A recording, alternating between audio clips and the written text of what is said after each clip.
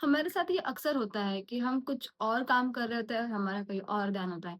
हम गाड़ी चला रहे होते हैं और कुछ और ही सोच रहे होते हैं। हम खाना खा रहे होते हैं और कुछ और सोच रहे होते हैं। मतलब हम फिज़िकली तो एक जगह होते हैं, लेकिन मेंटली हम उस जगह प्रेज़ेंट नहीं होते हैं। ऐसा हम सबके साथ होता है।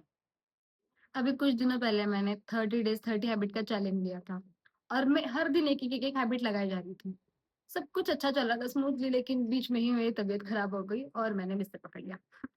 तो मैं सिर्फ़ 2 दिन आराम ही कर रही थी। मैं कुछ नहीं कर रही थी, सिर्फ़ आराम कर रही थी और मेरे पास करने के लिए कुछ नहीं था सिवाय आराम के।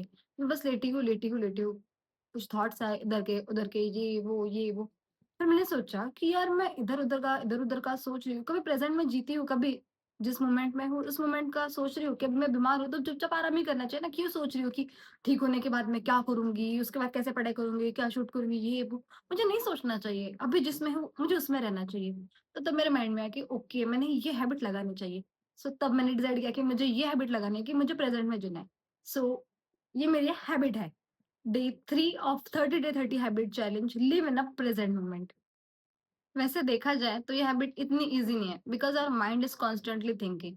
मैं सुबह से कोशिश मैंने की कि चलो फिर भी मैं खुद को प्रेज़ेंट में खींच के लाऊँ। अगर इधर-उधर मेरा मन भटक रहा है, तो मैं इसको खींच के जगह पे लाऊँ। मैं सुबह से ये कोशिश कर रही हूँ और आने वाले 30 दिनों तक मुझे ये कोशिश करनी है।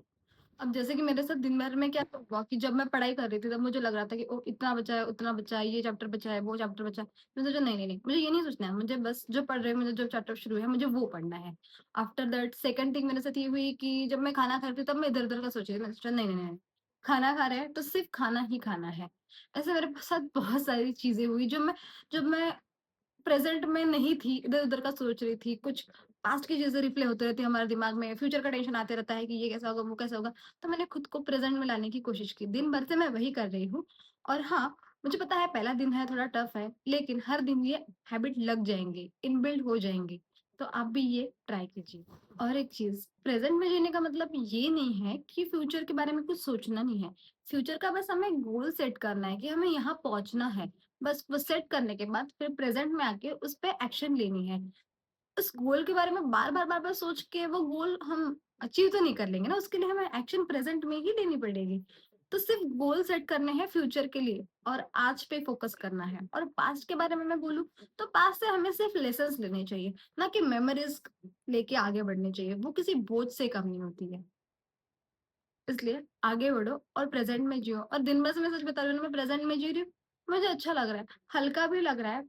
अवेयर भी हूँ मैं, बहुत अवेयर हूँ। मतलब इधर-उधर भटक जाती हूँ तो फिर भी जगह पे आ जाती हूँ, फिर जगह पे आ रही हूँ और अवेयर रह रही हूँ। तो इस तरह से मेरा दिन बहुत अच्छे से बीता और अगर आप भी मेरे साथ इस चैलेंज में जुड़े हुए हो, तो आप भी ये डे 3 की हैबिट लगाइए और प्रेज़ेंट में जियो। प्रेज़ेंट में जियो।